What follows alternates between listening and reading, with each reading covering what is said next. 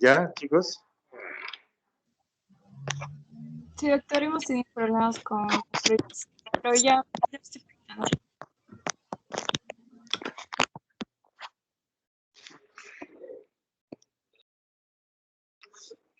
Mientras va cargando las diapos, por favor, mándame a mi correo, al WhatsApp, al WhatsApp, la lista de tus compañeros, ¿ya? En orden alfabético. Sí, Indicas doctor. el grupo, que son ustedes el grupo 14, y de qué fecha a qué fecha estamos haciendo las prácticas, ¿no?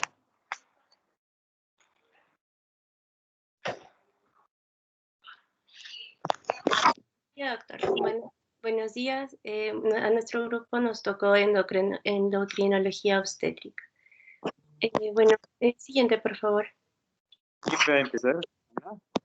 Yo, Ana Lucía Medina, sí. Ya, bueno, en sí mi parte, bueno, comenzaré con las hormonas placentarias. Y bueno, estas hormonas, bueno, las hormonas esteroideas son producidas tanto por los trofoblastos humanos y la placenta, y estas hormonas son muy variadas y en gran cantidad. Entonces es por ello que existen alteraciones en su producción que pueden acompañar al embarazo y que son un riesgo, ¿no? Tanto para la madre como para el producto.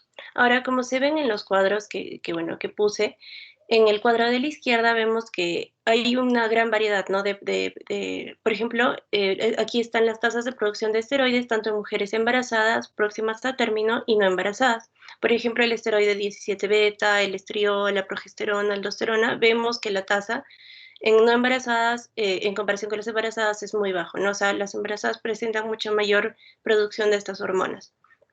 Como también mencioné, por el otro lado, la placenta produce una gran cantidad y variadas hormonas que ya iremos desarrollando a lo largo de la exposición, y este es como un cuadro resumen, ¿no? Por ejemplo, la gonadotrofina coriónica humana, el antógeno placentario, la ACTH, la hormona liberadora de corticotropina, entre otras. Siguiente, por favor. Bueno, yo voy a comenzar en sí, voy a hablar sobre la gonadotropina coriónica humana. Siguiente, por favor. Bueno, esta es una glucoproteína con actividad biológica similar a la LH. Ambas actúan a través de un mismo receptor, que sería, bueno, el receptor de LH y HCG. Tiene un peso molecular de 3.000 a 4.000, de 36.000, perdón, a 40.000 daltos, y su semivida en el plasma es de 36 horas. La molécula de HCG está compuesta por dos unidades diferentes, el alfa y beta. Estos están unidos no covalentemente y se mantienen unidos por fuerzas electrostáticas e hidrofóbicas. La HCG se produce casi de manera exclusiva en la placenta, pero también pueden haber niveles bajos que se sintetizan en el riñón fetal. La hormona HCG está estructuralmente relacionada con otras tres hormonas, como puse ahí, la LH, FSH y TSH. Siguiente, por favor. Ahora, antes de las 5 semanas, la HCG se expresa tanto en lo que es el sincicio trofoblasto como el citotrofoblasto. En el primer trimestre, cuando alcanza los niveles séricos maternos, la HCG se produce casi exclusivamente en el sincicio trofoblasto. Ahora, en este momento, las concentraciones del mRNA de las unidades alfa y beta en el sincicio trofoblasto son mayores que la término. Y esto es importante, ¿no? Porque cuando se considera el uso del HCG como un procedimiento de detección para identificar fetos anormales. No, la anterior. Los niveles circulantes de la subunidad beta son bajos e indetectables durante el embarazo. Las subunidades alfa libres que no se combinan con esta subunidad beta se encuentran en el tejido placentario y en el plasma materno. Siguiente, por favor. Ahora, ¿cómo es la concentración en el suero y la orina? El HCG combinado es detectable en el plasma de una mujer embarazada más o menos desde el séptimo, o sea, de 7 a 9 días después de un pico del LH que se produce en la mitad del siglo, justo antes de la ovulación. Es probable que esta HCG ingrese a la sangre materna cuando se implanta el blastocisto. Y los valores plasmáticos incrementan rápidamente, llegándose a duplicar cada 2 días durante el primer trimestre. Los niveles plasmáticos máximos que podemos encontrar es de 50.000 a 100.000 mililitros por unidad por mililitros entre los 60 y 80 días después de la menstruación. Y estos empiezan a disminuir, ¿no? 10, 12 semanas de gestación y llegan a su punto mínimo más o menos a las 10 semanas y se permanecen bajo el resto del embarazo. Siguiente, por favor.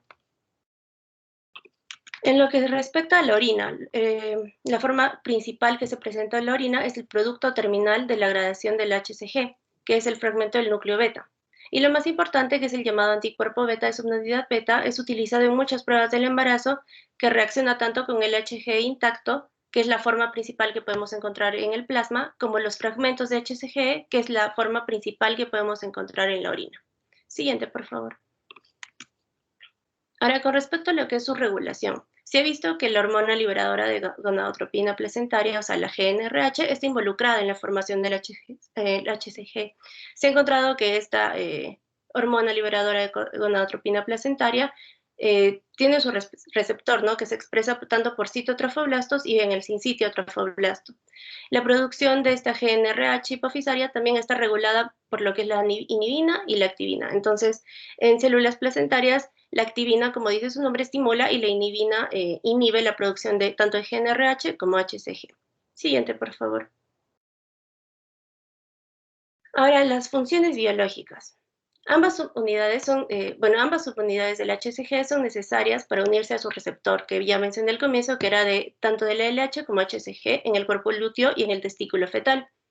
También se puede presentar receptores del LH y HCG en varios otros tejidos, pero sus roles ahí son menos definidos. Entonces, en sí, la función biológica más conocida del HCG es el rescate y mantenimiento de la función del cuerpo lúteo.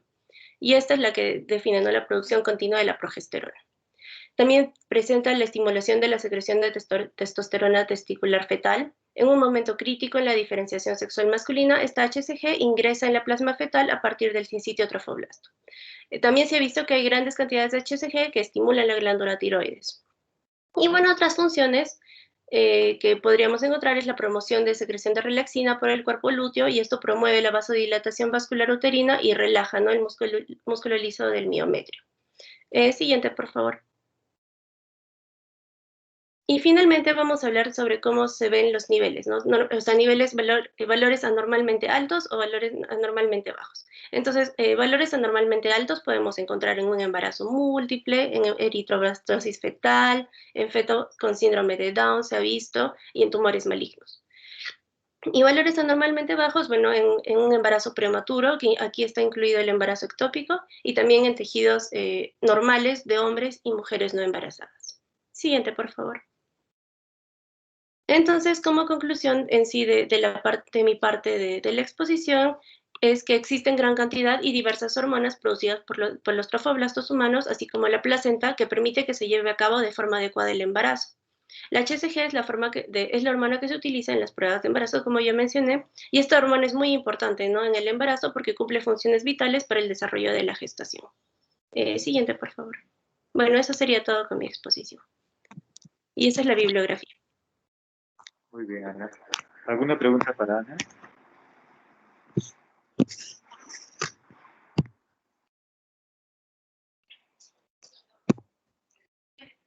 Entonces, es por eso que ayer, cuando estábamos conversando sobre los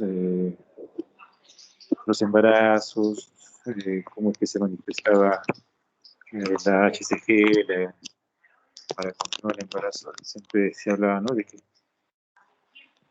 la HCG, para ver que sea un embarazo que esté yendo bien, tiene que duplicar su tamaño, su concentración, a las 24 horas. Cada 48 horas debe doblar su concentración.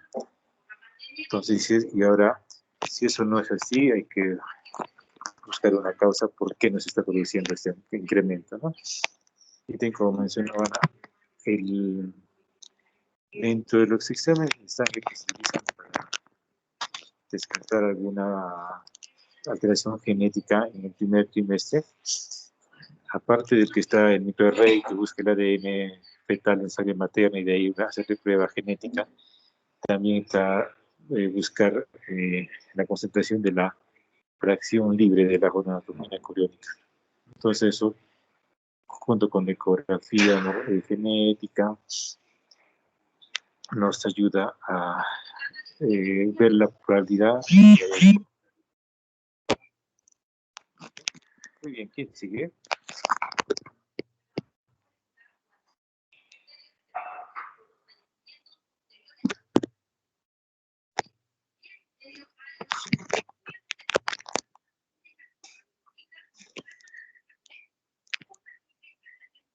¿Quién sigue?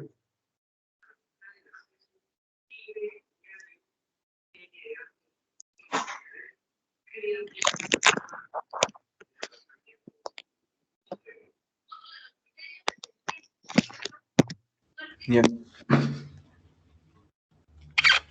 Ya, bueno, ahora voy a presentar el tema del lactógeno placentario humano.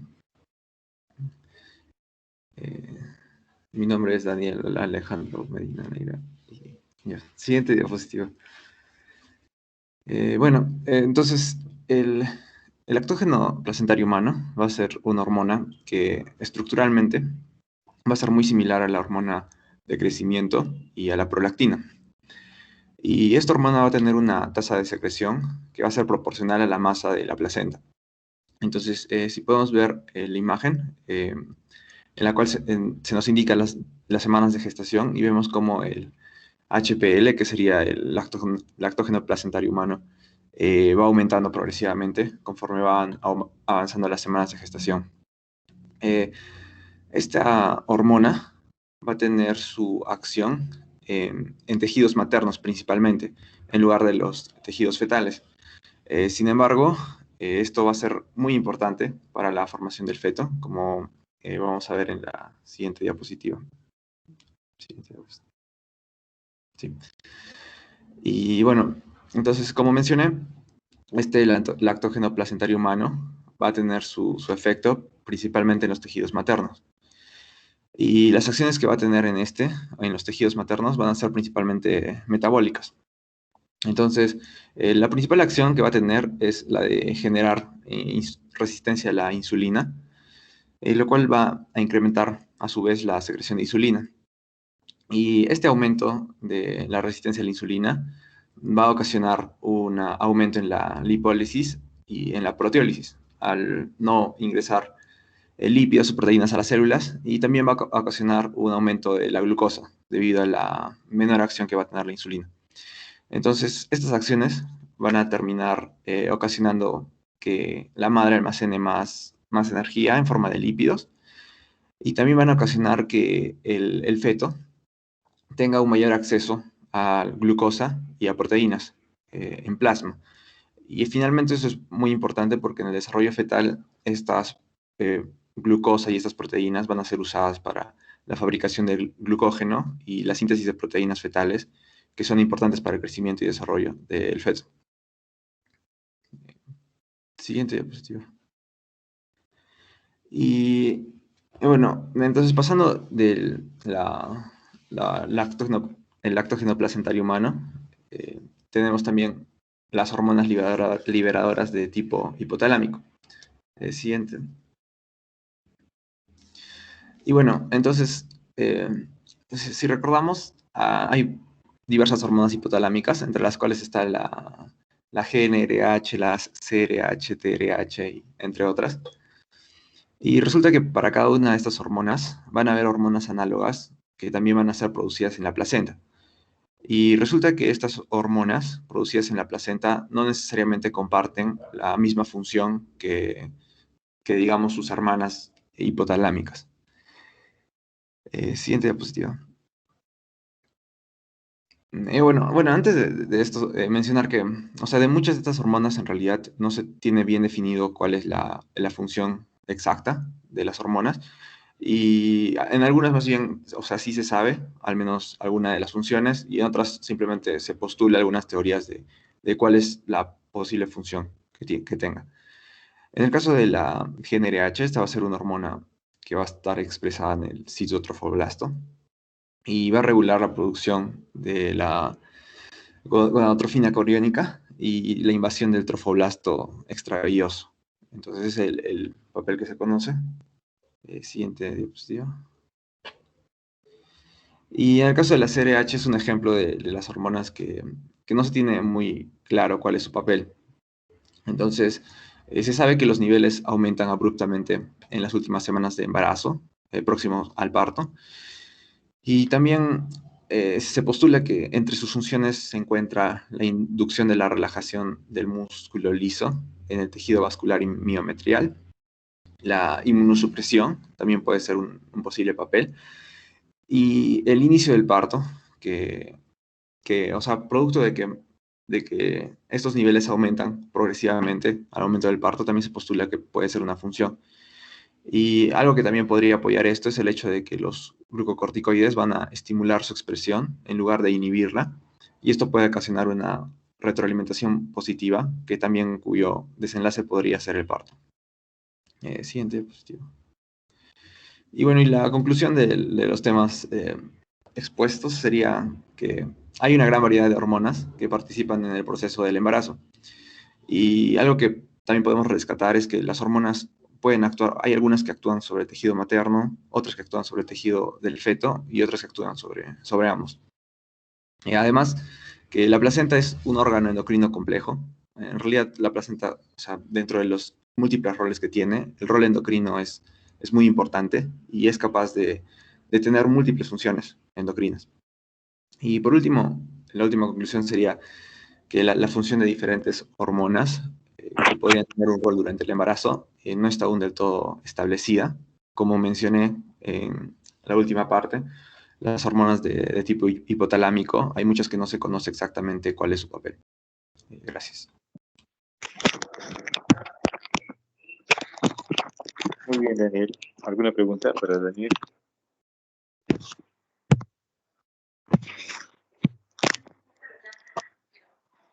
¿Todo claro con Daniel?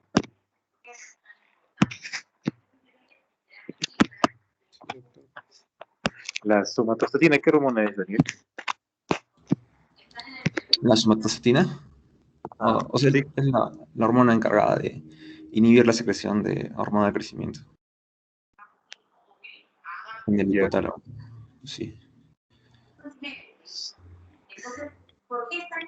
Ya, muy bien. Entonces, por eso es que se habla mucho de que quien desencadena el trabajo de parto es el feto, por liberación de hormona corticotrofina. Entonces, no se sabe tampoco muy bien quién desencadena el trabajo de parto, pero se cree que es así, ¿no? A través de que el feto es el que desencadena el trabajo de parto. Muy bien. ¿Quién sigue? Yo, doctor. Sebastián. Sí. Bueno, yo les voy a exponer acerca de lo que es progesterona y otras hormonas. Siguiente diapositiva, por favor. Muy bien. Es bastante importante tomar en cuenta estos datos. Si se puede ampliar, estaría chévere. Acerca de lo que es la fisiología de la progesterona con respecto a lo que es la placenta. Entonces, el cuerpo lúteo se encarga de liberar gran cantidad de progesterona hasta la 8ª semana. De ahí la placenta lo que hace es liberar la cantidad de progesterona adecuada para que tenga sus respectivas funciones y así se pueda llegar a mantener el embarazo.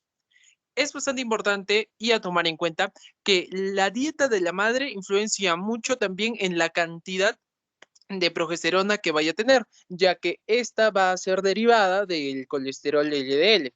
Esta progesterona que va a ser derivada del colesterol LDL se convierte en progesterona porque entre ambos va a haber un intermediario que va a ser la pregnenolona. Y esta pregnenolona, mediante lo que es la 3-beta-HCD, va a mejorar la síntesis de progesterona y es la progesterona actúa como un intermediario para la conversión también de otras sustancias. Muy bien. Y es también relevante mencionar acerca de la pregnenolona, ya que la pregnenolona dentro de la glándula suprarrenal del feto va a formar sulfato de pregnenolona y este va a permitir también ser un intermediario para la conversión de otras moléculas esteroideas. Aquí es bastante importante y recalcarles que las hormonas esteroideas cumplen un papel fundamental durante el embarazo y es, por ejemplo, la progesterona que llega a tener las funciones de implantación del blastocisto y de mantener el embarazo. Y ustedes se preguntarán, ¿cómo mantiene el embarazo la progesterona? Ya lo vamos a ver dentro de un rato, pero no solamente se encarga de mantener el embarazo, sino también se encarga de preparar a la madre para cuando ella ya dé a luz y pueda amamantar a su hijo. Y en este caso es el desarrollo de la albiogénesis. La albiogénesis permite que se forme mucha mayor cantidad de tejido mamario, pero este tejido mamario funcional, no tanto la grasa, sino también en mayor cantidad los conductos alveolares para la liberación de leche y funciona como un neuroesteroide. Con respecto a lo que es el mantenimiento del embarazo, se da gracias a tres funciones, a dos funciones, mejor dicho, inhibir las contracciones uterinas y mantener un estado antiinflamatorio.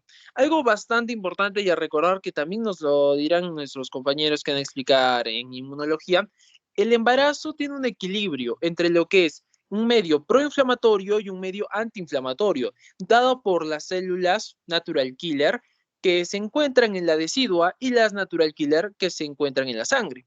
Entonces, este equilibrio permite mantener un adecuado embarazo y es gracias a la progesterona la que regula este equilibrio. ¿Y cómo va a regularlo? Mediante sus receptores. Entonces, tenemos receptor B y tenemos receptor A. El receptor B que va a tener una función antiinflamatoria y el receptor A que es el que va a aumentarse ya a final del embarazo para que así se desarrolle la labor de parto, junto con las otras hormonas. Entonces, si nos ubicamos en la parte de que dice receptores de progesterona, es importante tomar en cuenta el aspecto fisiológico y el aspecto de un parto prematuro que no es fisiológico. Entonces, cuando es un parto fisiológico, van a aumentar la cantidad de receptores de la progesterona, los tipo A, y van a disminuir los B. Sin embargo, por ejemplo, una madre que se infecta con el virus de la hepatitis C y el virus llega hacia la placenta, lo que hace es disminuir la cantidad de receptores de progesterona que necesita. Disminuye la cantidad de receptores de progesterona hábiles y aumento haplotipos que no me van a generar la misma función. Entonces, al desarrollar este cuadro, nosotros vamos a ver que la cantidad de progesterona que llegaba al receptor B no va a actuar. Por ende, no va a haber ese medio antiinflamatorio. Y este desequilibrio hace que ¿cómo decirlo? Esta balanza que tiene el cuerpo, que tiene en el embarazo, se vaya hacia el lado de la progesterona, del receptor de progesterona A, llevando a la labor de parto y así a un parto prematuro. Con respecto a lo que es el parto y la progesterona. El parto y la progesterona tiene bastante relación, ya que antes de que se desarrolle el parto, la progesterona aumenta la cantidad de receptores de oxitocina, ya que al aumentar los receptores de oxitocina permitiría una mejor contracción del útero y así poder llevar al feto hacia el medio extrauterino. Y con respecto a lo que es después, la progesterona cae. Al caer, aumenta la lactopoiesis 2, es decir, que va a comenzar a secretar la leche la madre y eso también se da gracias a diferentes hormonas, como lo puede llegar a ser la insulina y el cortisol. Un punto bastante importante y a recalcar en este caso es que la regulación de progesterona se da por varias hormonas, como lo puede llegar a ser el calcitriol, las hormonas tiroideas, la insulina, el cortisol, ya que estos permiten tener una buena cantidad de progesterona, pero tampoco sin excederse, ya que en el embarazo la progesterona al mantenerlo no puede aumentar en grandes cantidades o disminuir en grandes cantidades, ya que si disminuye y no genera una adecuada acción puede llevar a un parto prematuro o si es que aumentan los receptores de progesterona A, llevaría también a un parto prematuro. Entonces, es bastante importante la regulación. Y bueno, está implicada con respecto a lo que es la preeclampsia, ya que aumentaría la actividad del citocromo 11A1 y esto desencadenaría este cuadro de insuficiencia placentaria en los niños también. Siguiente diapositiva, por favor. Muy bien, como podemos ver aquí, hay otras hormonas que también son importantes de destacar, como pueden llegar a ser las inhibinas y las activinas, ya que ellas tienen una función moduladora con respecto a lo que es la FSH. También es bastante importante destacar las hormonas que permiten el crecimiento, como puede ser la hormona de crecimiento placentario. Y esas serían las más relevantes. Hay otras que su función todavía no está bien descrita o bien conocida y hay hipótesis acerca de cada una. Pero algo que quiero que se lleven a casa es más que todo que el embarazo, un adecuado embarazo, un embarazo saludable, se da gracias a hormonas que están bien reguladas, que no están ni en aún grandes cantidades ni en bajas cantidades. Es decir, que se encuentran en un equilibrio para que se desarrolle una buena tolerancia tanto de macrófagos como de natural killer de la decidua y que tenga una adecuada expresión de los linfocitos reguladores, además de que la vascularización y el crecimiento fetal sean dado adecuadamente, ya que también es bastante importante destacar que mientras más profundo sea esta vascularización placentaria puede llegar a presentar mayor cantidad de complicaciones. Y el embarazo y el desarrollo fetal es también muy importante, ya que las hormonas placentarias junto con las de cortisol, en sí todas las hormonas esteroideas, permiten el desarrollo del feto. Siguiente diapositiva. Entonces, mis tres conclusiones serían: la interacción y la función adecuadas de los tejidos productores de esteroides, las enzimas y los transportadores involucrados son cruciales para el desarrollo del embarazo y del feto.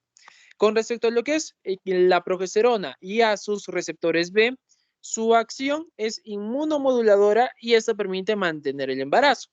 Y mi tercera conclusión sería que la progesterona prepara a la madre para la lactancia. Eso sería todo. Muchas gracias. Muy bien. ¿Alguna pregunta?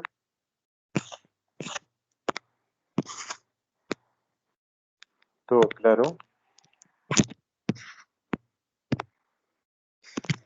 Entonces, como ven, hay varias hormonas que intervienen, ¿no?, en el embarazo.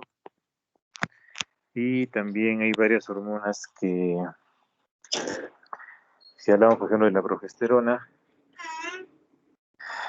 podemos decir que es por eso que nosotros usamos suplementos de progesterona en caso que haya amenazas de aborto, ¿no? Antes solo se usaba hasta las 8 semanas, que más o menos era hasta cuando era la mayor acción de la progesterona para mantener el embarazo, porque más o menos esa semana ya comenzaba a aumentar la gonadotrofina coriónica y es la que mantenía el embarazo. Pero después se vio que nos ayudaba también en las amenazas de parto prematuro. Entonces, por eso que ahora se utiliza hasta en las amenazas de parto prematuro suplementos de progesterona. Y también depende mucho de la vía de administración, ¿no? Normalmente la mayor absorción es cuando se coloca la progesterona por vía endovaginal, ¿no? Ahora, si la damos por vía oral, casi solo se absorbe el 30% de la progesterona. Entonces habría que darle siquiera dos veces al día o 3 veces al día, ¿no? Y también se vio que a toda la progesterona, su mecanismo de acción es casi, acuérdense, a nivel del músculo liso. Entonces se produce una relajación del músculo liso y también, así como la CRH, parece que también tiene algún efecto en el desencadenamiento del parto, ¿no? Muy bien, ¿quién sigue? Yo, doctor, yo voy a continuar. Yo soy Miguel Alejandro Rodríguez González. ¿Sí?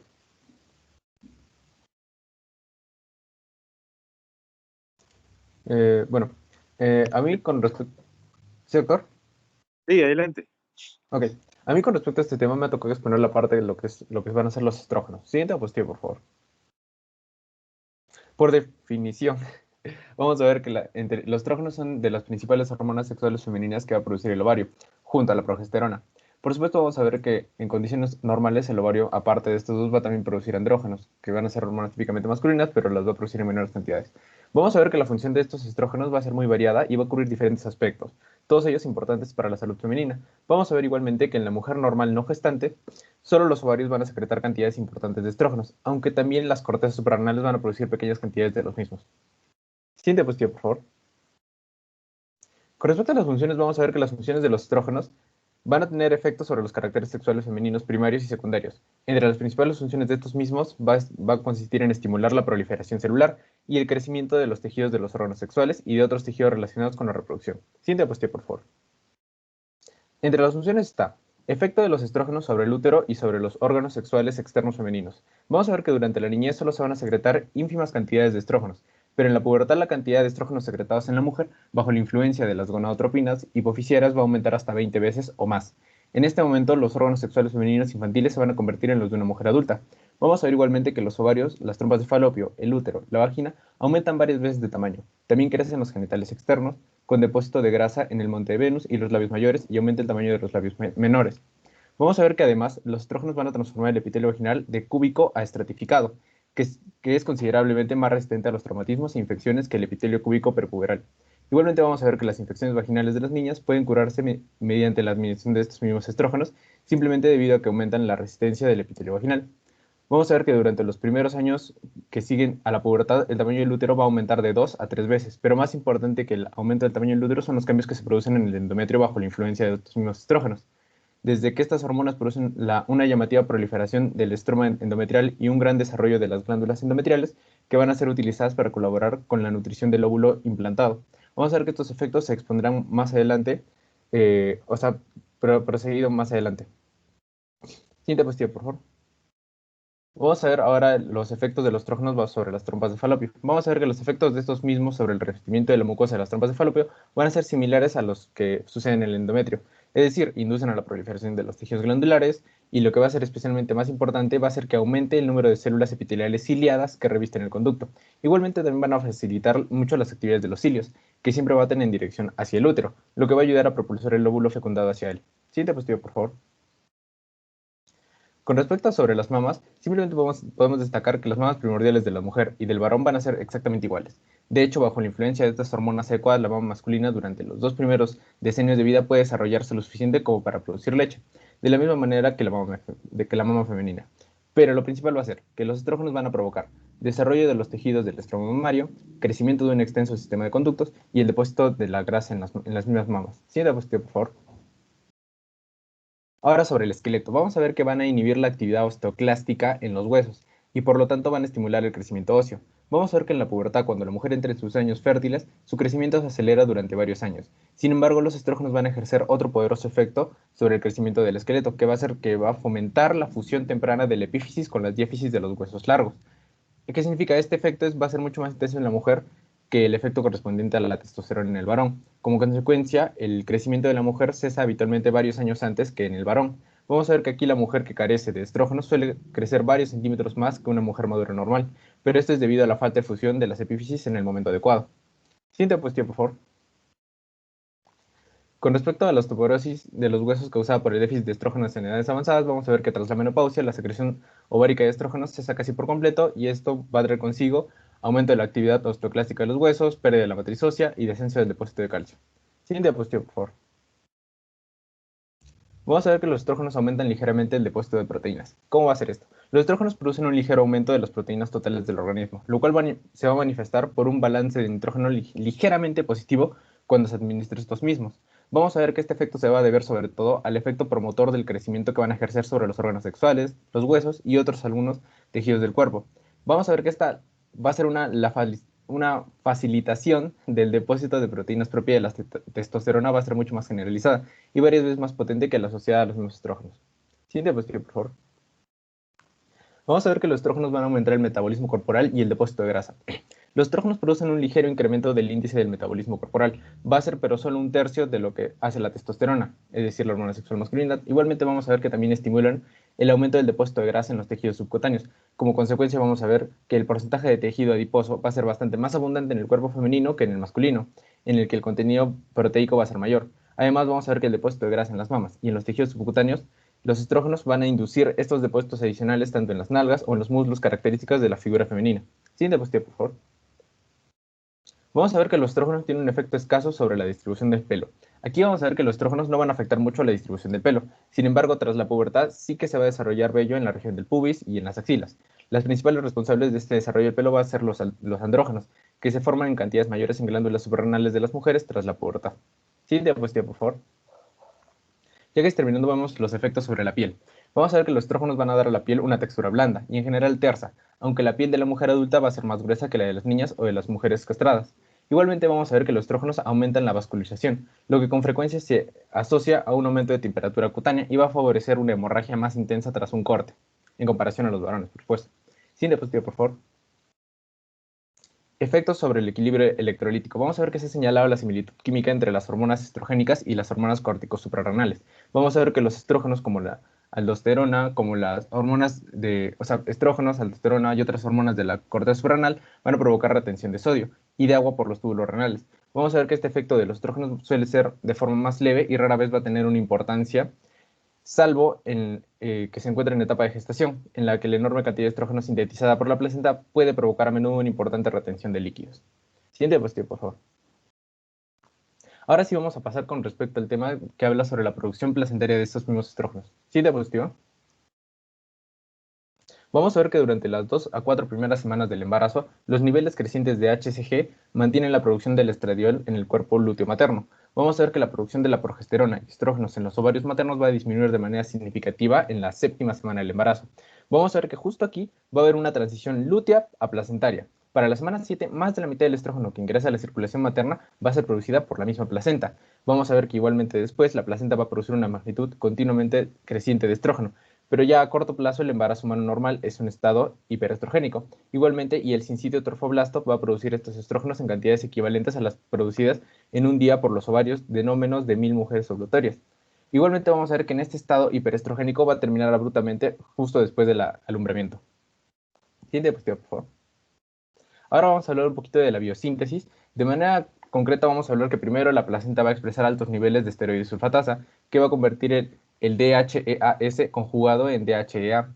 Luego, la 3-beta hidroxiesteroide deshidrogenasa tipo 1 va a actuar sobre esta DHEA para producir androstenediona. Luego de esto, la aromatasa del citocromo P450 va a convertir la androstenediona en estrona, que luego convierte en estradiol por la 17-beta hidroxiesteroide deshidrogenasa tipo 1. Aquí vamos a ver que la DHEAS va a ser la principal precursor de los estrógenos en el embarazo. Igualmente, sin embargo, vamos a ver que las glándulas suprarrenales maternas no producen cantidades suficientes de DHEAS para representar más de una fracción de la biosíntesis de estrógenos placentarios totales. Vamos a ver que las glándulas suprarrenales fetales van a ser cuantitativamente más grande la fuente más importante de precursores de estrógenos placentarios en el embarazo humano, de lo cual ya hablará mi compañero en la siguiente parte de la exposición. Igualmente vamos a ver que de esta forma la producción de estrógenos durante el embarazo va a reflejar las interacciones únicas entre las glándulas suprarrenales fetales, el hígado fetal, la placenta y las glándulas suprarrenales maternas. Siguiente diapositiva, por favor. Aquí con respecto a la secreción direccional vamos a ver que más del 90% del estradiol y el estriol sintetizado en el sincitio trofoblasto va a ingresar al plasma materno. También vamos a ver que el 85% o más de la progesterona placentaria ingresa al plasma materno y la pequeña progesterona materna atraviesa la placenta hacia el feto. Siguiente diapositiva, por favor. Vamos a ver que este movimiento direccional del esteroide recién formado hacia la circulación materna se va a derivar de las características básicas de la placentación hemocorioendotelial. En este sistema vamos a ver que los esteroides secretados por el sincitio trofoblasto pueden ingresar de forma directa a la sangre materna. Igualmente que los esteroides que salen del sincitio no van a entrar directamente en la sangre del feto. Siguiente diapositiva, por favor. Primero vamos a recalcar que deben atravesar la capilla del citotrofoblasto y luego ingresar al estroma del núcleo velloso y luego a los capilares fetales. Luego vamos a ver que desde cualquiera de estos espacios los esteroides pueden ingresar al sincitio. Vamos a ver que el verdadero resultado de esta disposición hemocorial es la entrada de los esteroides en la circulación materna, que va a ser sustancialmente mayor que en la sangre fetal. Siguiente diapositiva, por favor. Con respecto a las conclusiones que puedo sacar de este tema, vamos a ver que el estrógeno no va a ser solo importante por sus efectos en los caracteres sexuales de la mujer, sino también para su desarrollo mismo. Igualmente que la placenta se convierte en un órgano muy importante para la endocrinología de la mujer durante el embarazo y así como va a cambiar. Igualmente, en el último punto vamos a recalcar que los estrógenos se secretan de distintos órganos dependiendo de la etapa de vida por la que esté cursando la mujer. Siguiente diapositiva, por favor. Y aquí está mi bibliografía. Eso sería todo con respecto a mi parte de la exposición, doctor. Miguel, ¿tú cuál de los dos Migueles? ¿Cuál es tu apellido? Yo soy Miguel Alejandro Rodríguez González. Miguel Alejandro Rodríguez. ¿Alguna pregunta para Miguel Alejandro?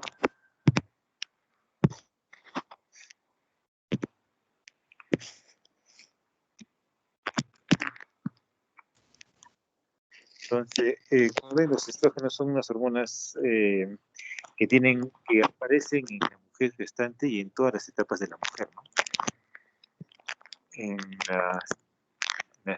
las adolescentes, para el desarrollo, en las gestantes para la mantención del embarazo, en las posmenopáusicas su disminución lleva a una disminución, a la presencia del síndrome genitourinario de la menopausia, lo que antes se llamaba vaginitis atrófica. Hay un efecto, mientras más precoz se presente, por ejemplo, la menopausia y una mayor declinación de los estrógenos, el riesgo de osteopenia, osteoporosis y fracturas patológicas se eleva. Es por eso que se debe tratar,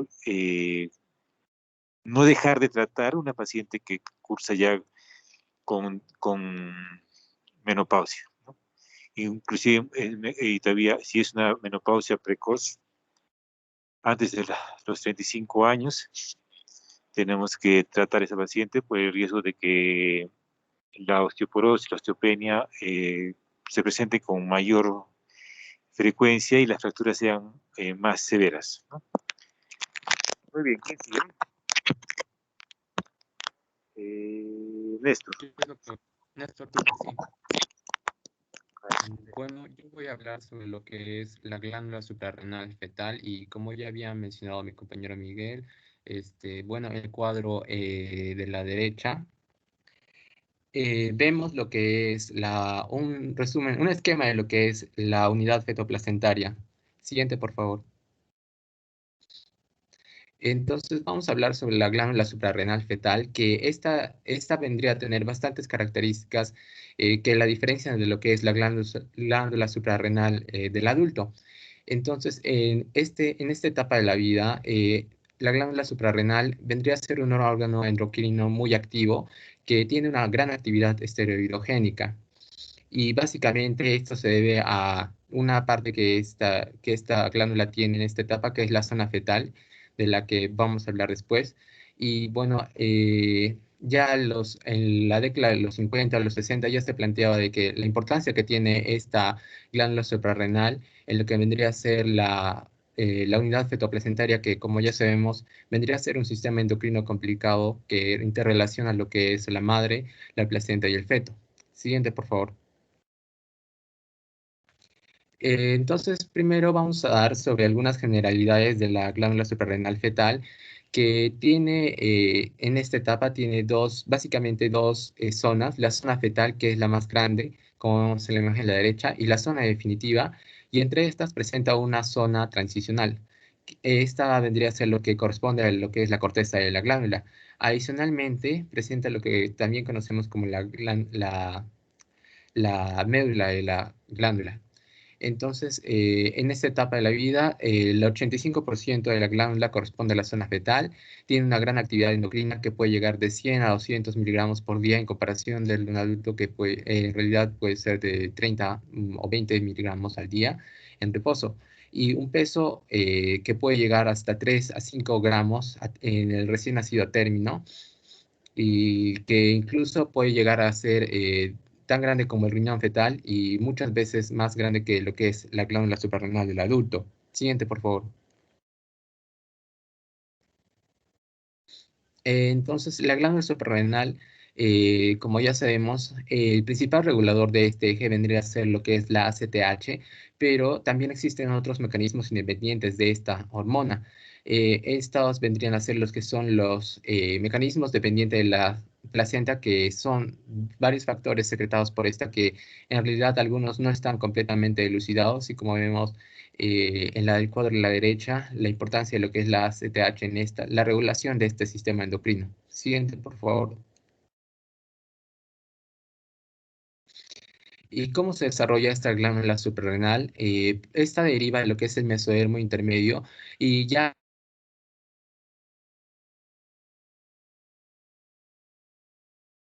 es el primódulo suprarrenal o blastema suprarrenal. Ya a la sexta semana vemos lo que es el desarrollo de la médula, como vemos en la imagen, por parte de lo que son los feocromoblastos que derivan de la cresta neural.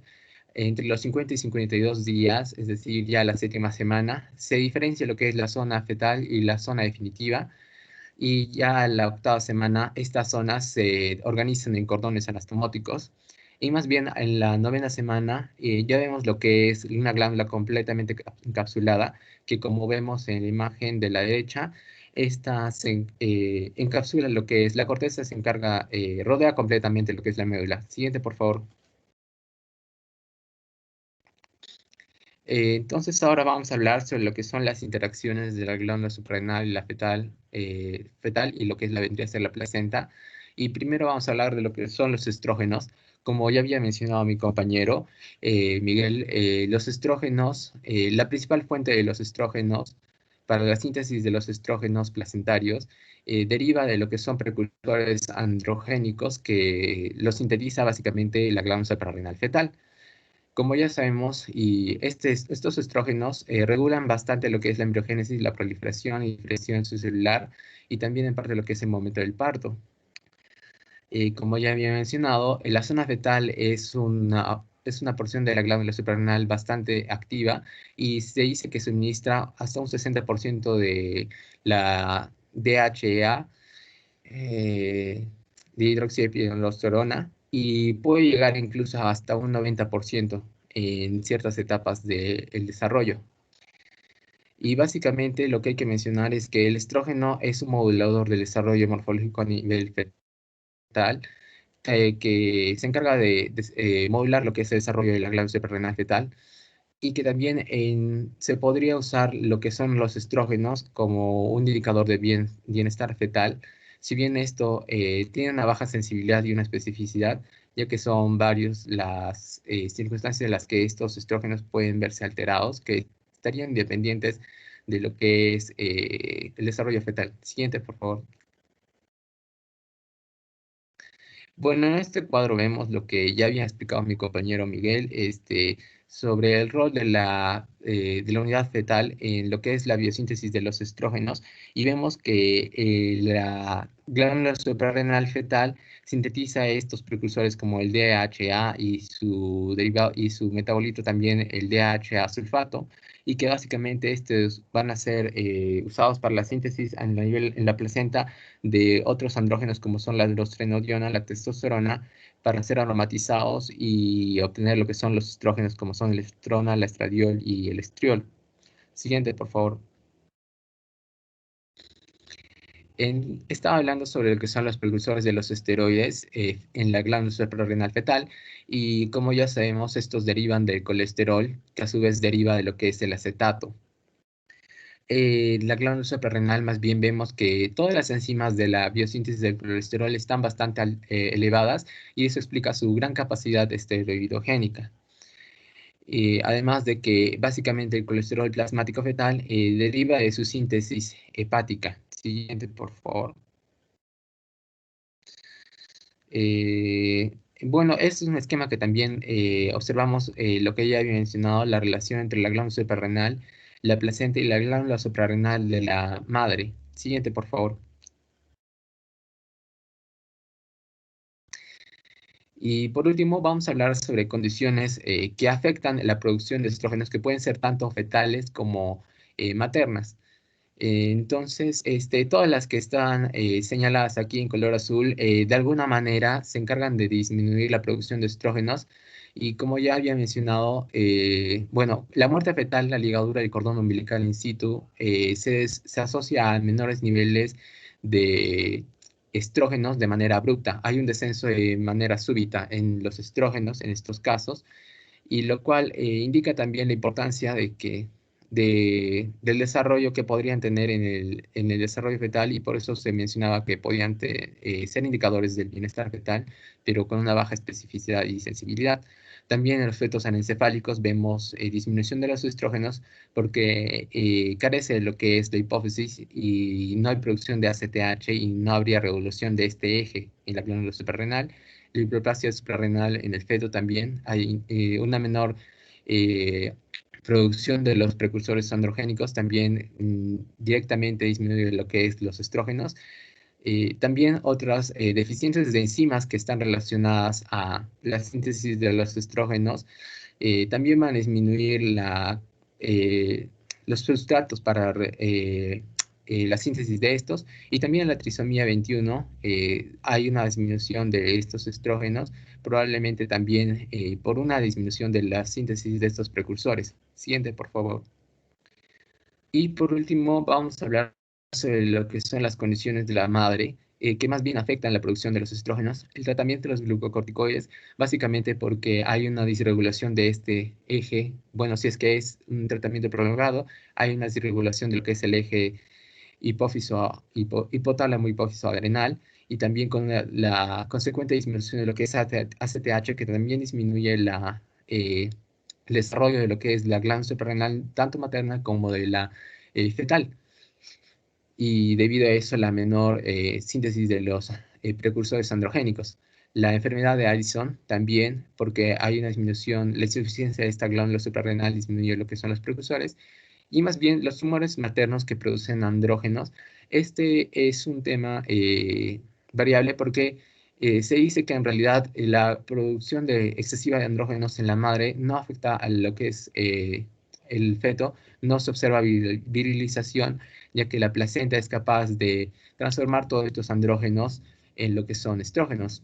Solo en ciertas circunstancias en las que los andrógenos superan la capacidad de la placenta para convertirlos, para aromatizar estos andrógenos, es donde se podría ver lo que es la virilización, y básicamente se dice que esto podría darse en los inicios del desarrollo. Siguiente, por favor. Y por último, las conclusiones, básicamente que la glándula suprarrenal tiene un rol muy importante en lo que es el desarrollo del feto, y que esta básicamente se debe a la hiperfunción endocrina que tiene la zona fetal, que la glándula suprarrenal fetal tiene una interacción estrecha con la placenta, y eso lo había mencionado en lo que es la unidad fetoplacentaria, y que también existen condiciones asociadas a menores niveles de estrógenos, tanto por condiciones fetales como condiciones maternas. Siguiente, por favor. Y bueno, esa vendría a ser las referencias, y con eso culminaríamos la exposición del seminario de endocrinología obstétrica. Muy bien, Néstor. Entonces, el DEAS, que sale en unas partes el DEAS y otras partes sale el DEAS-S, ¿no? Es la dehidroepiandrosterona o la dehidroepiandrosterona sulfato, dependiendo de si está o no sulfatada esta sustancia, ¿no? Y ese es como un corte para decir, ¿no? Si se van a ir a estrógeno progesterona, es un punto de quiebre ahí, ¿no? En esas hormonas. Ahora, como han visto, los estrógenos no solo se producen a nivel ovárico, ¿no? O sea, también se producen a nivel suprarrenal. Y eso también ayuda a ver algunas patologías de exceso de producción de estrógeno, progesterona, pero de origen suprarrenal, ¿no? No siempre son de origen ovárico. Entonces la idea es esa, ¿no? No solo producen estrógeno, progesterona en los ovarios, sino la corteza suprarrenal. Y personas también a nivel de las células testiculares, también las células de Sertoli y de Leydig también producen estrógeno, progesterona. Muy bien. Ahora sí,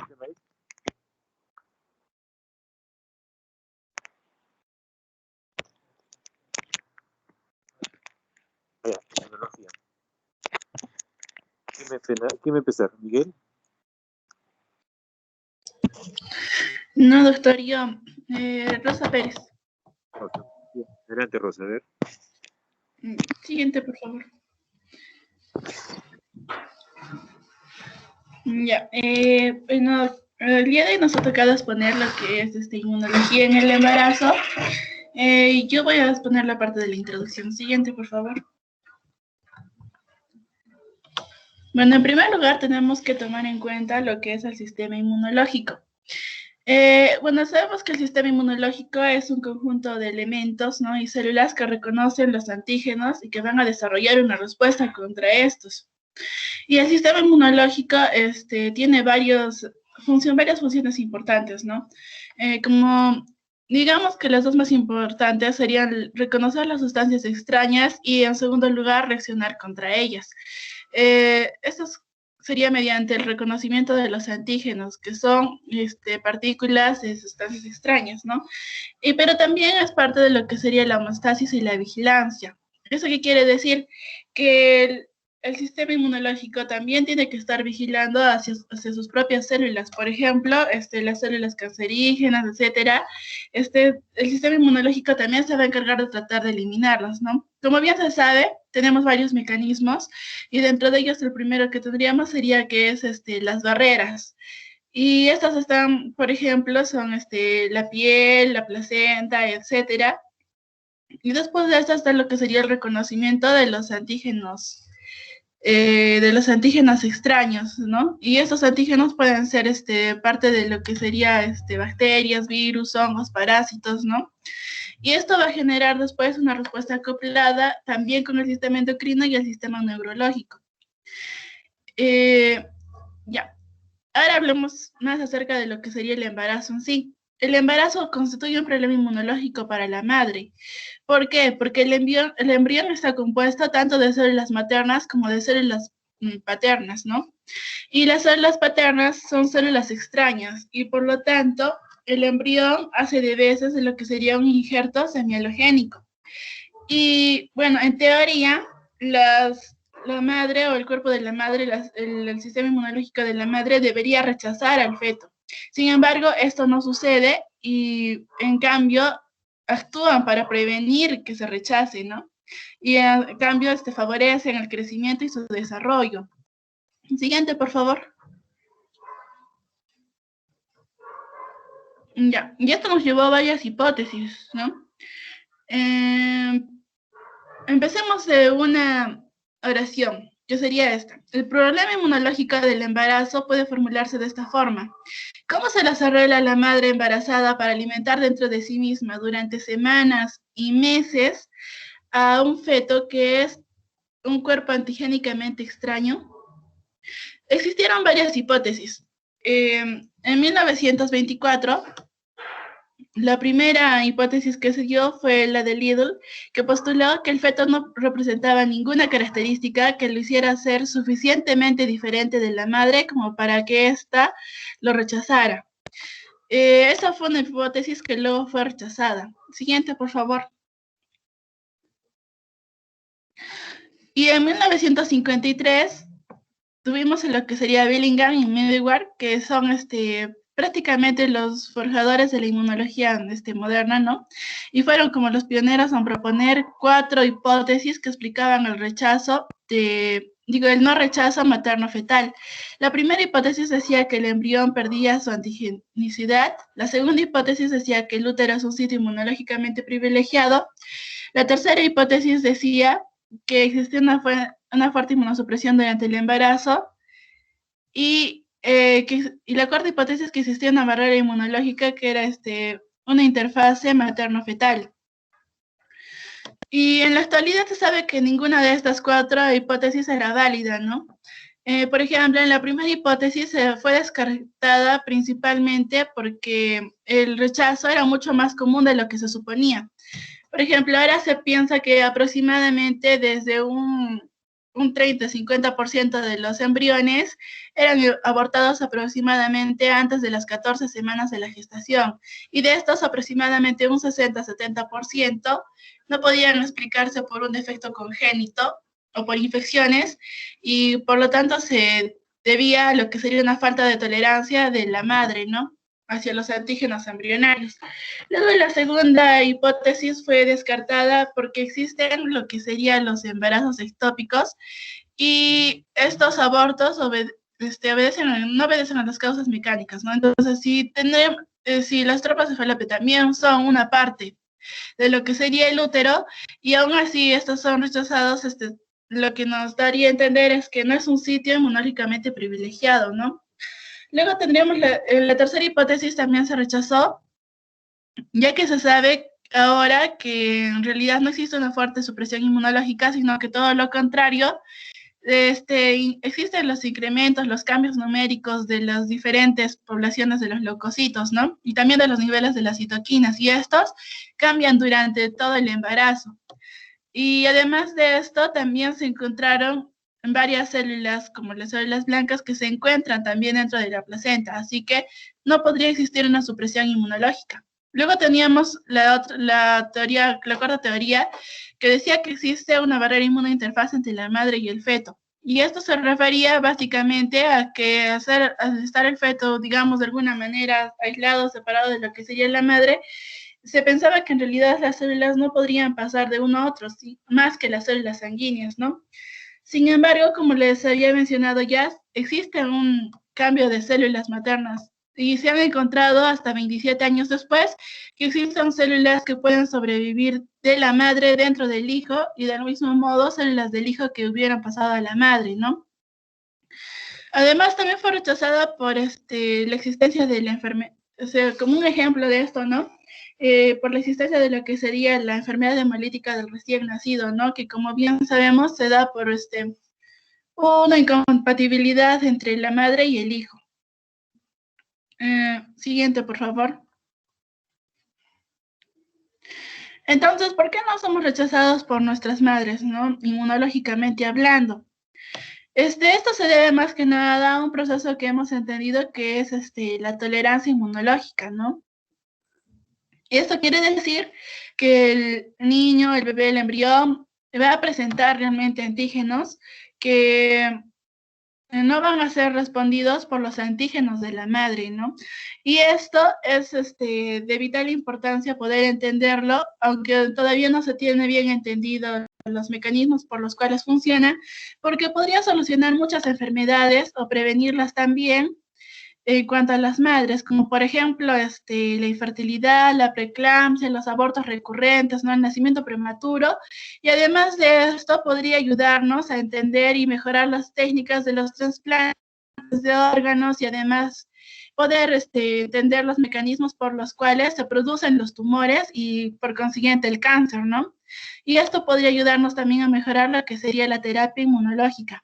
Como ya les había dicho, se da la conjunción de varios sistemas y son varios los elementos que están involucrados dentro de esto, como por ejemplo la generación de los anticuerpos, la producción de las citocinas, las hormonas sexuales femeninas, sobre todo lo que serían los estrógenos y la progesterona. También vamos a tener la acción de proteínas inmunomoduladoras, el papel del antígeno HLA, y las actividades de ciertas células como los linfocitos T reguladores, las células natural killer, las células dendríticas, también cómo funcionan los sistemas de la apoptosis, las actividades de los macrófagos, ¿no? Todo esto podría llevar en algún momento a la explicación completa de cómo se da la aceptación materno-fetal. Siguiente, por favor. Bueno, y como eso llegaríamos a 3 conclusiones importantes de la primera parte. El primero es que el feto es considerado como un injerto semialogénico, como yo les había dicho, es porque tiene células de la madre y células del padre, ¿no? Ahora, aún no están bien determinadas las razones por las cuales la madre no rechaza al feto, sin embargo, existen varias hipótesis y vamos comprendiendo poco a poco cómo funciona este aspecto. Y finalmente, llegar a conocer este sistema podría usarse para generar terapias que ayuden a tratar enfermedades maternas comunes y también otras como el cáncer. Y eso sería todo. Gracias. Muy bien, Rosa. ¿Alguna pregunta para Rosa?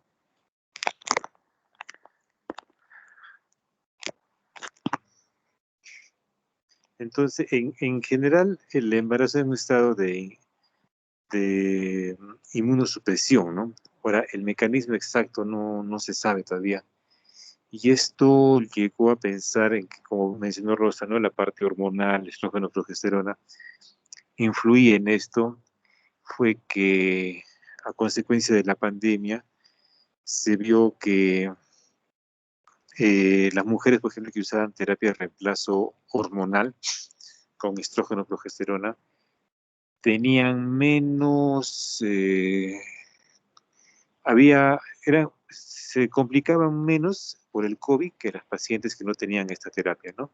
Entonces comenzaron a hacer estudios para ver si que una manera de mejorar esto, como la primera ola se fue contra los adultos mayores, una manera de darles tratamiento con estrógeno progesterona para que disminuya, ¿no? El efecto de la infección por COVID, ya que ustedes saben, lo que en realidad mata el COVID no es la infección viral, ¿no? Sino es el estado hiperinflamatorio que se produce por el aumento a nivel endotelial de macrófagos que van a liberar muchas interleucinas, especialmente la interleucina 1 y 6. Entonces, parece que está más dirigido por la parte inmunosupresora dada por el estrógeno progesterona.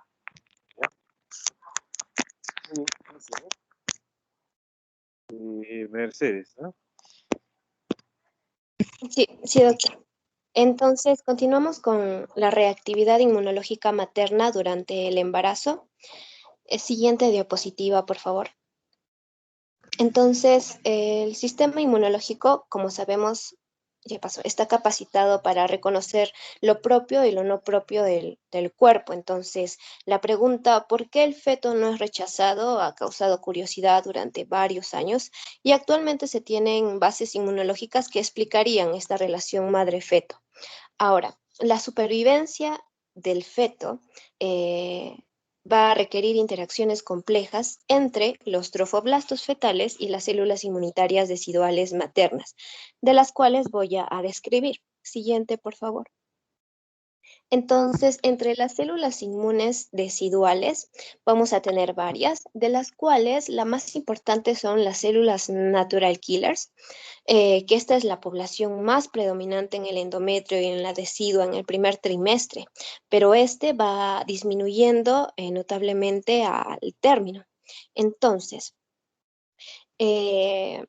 en el primer trimestre, en la decidua, las células natural killer se van a encontrar cerca, como se ve en la imagen, cerca a los trofoblastos extravillosos. Entonces, allí lo que van a hacer es regular la invasión de este trofoblasto, es decir, restringe la invasividad.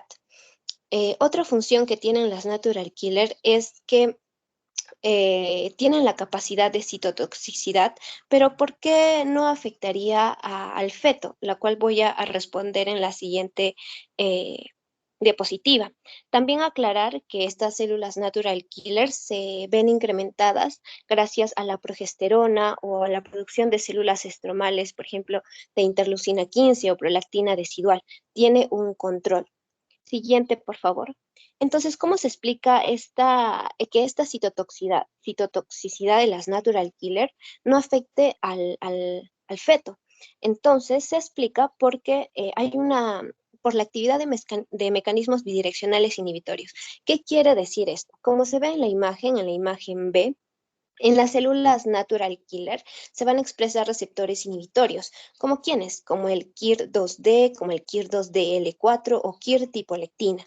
Estos se van a unir a moléculas del complejo mayor de histocompatibilidad C1A, también se ha visto del 1B, en el trofoblasto. Entonces, ¿qué ocasiona esto? Una inhibición de la capacidad lítica de la natural killer.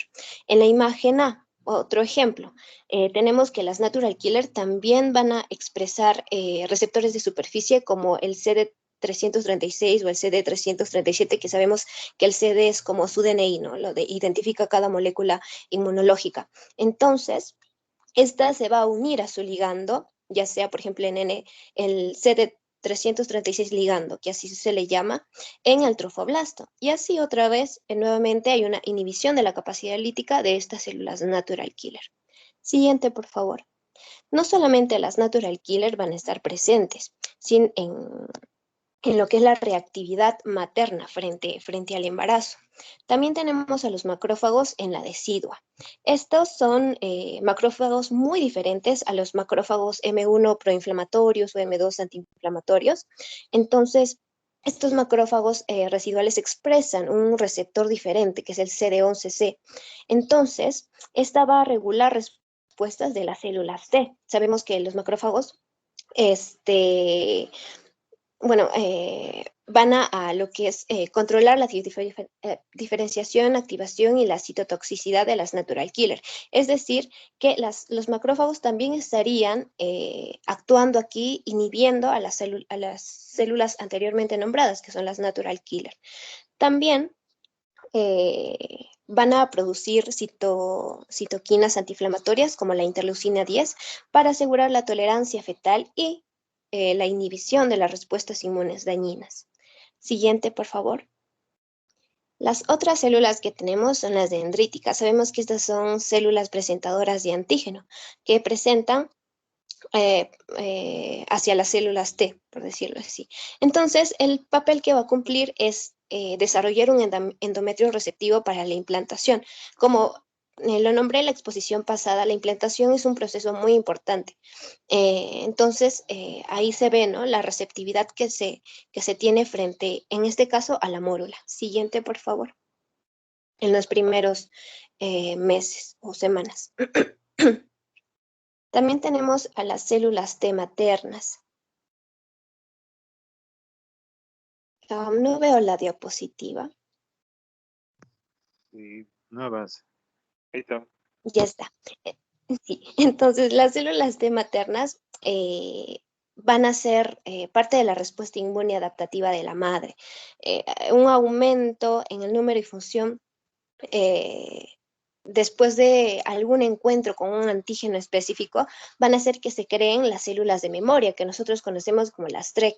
Entonces, ¿estas qué van a hacer? Van a proteger contra respuestas inmunes aberrantes. Por ejemplo, durante el embarazo hay una expansión sistémica de las poblaciones de las células TREC maternas. Estas células son llamadas FOXP3+, con especificidad fetal definida. Entonces, ¿cuál es su función? Son inmunosupresores y juegan un papel en la tolerancia fetal. Siguiente, por favor. Entonces, todas esas células estaban estaban, ¿no?, conformando las células inmunes deciduales que permitían esa relación madre-feto. Pero aquí va la pregunta que es, ¿qué es el microquimerismo? ¿Existe esa posibilidad de que células fetales vayan hacia la madre? Pues sí. Entonces, la placenta no va a mantener la integridad absoluta de la circulación fetal materna. Por ejemplo, hay numerosos ejemplos que se han hecho en laboratorio, por ejemplo, la aloinmunización con antígeno de eritrocitos, en donde la mezcla de sangre y madre fetal puede ser muy pequeña en la mayoría de los casos. Rara vez la sangre fetal pasa a la circulación materna, como dije, pero ¿qué pasaría si pasan? Las células fetales van a ir a diferentes órganos, por decirlo, de la madre. Por ejemplo, se ha visto que se va a la sangre materna, a la médula, a los vasos uterinos también.